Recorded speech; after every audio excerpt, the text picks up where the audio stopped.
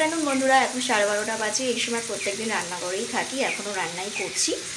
তো এটাই শেষ পদ রান্না করছি। তো ভাত হয়ে গেছে, আলু ভাজা করেছি আর বেগুন ভাজা করেছি, সেটা হয়ে গেছে। তো এখন করছি ডাল। তো ডালটা সাঁটাল দেবো, পেঁপে দিয়ে আলু দিয়ে আজকে ডাল করব।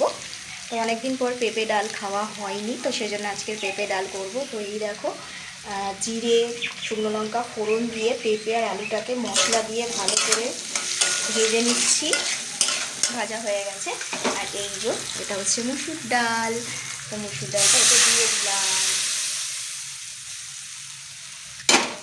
এটা কিন্তু খুবই পুষ্টিকর একটা খাবার।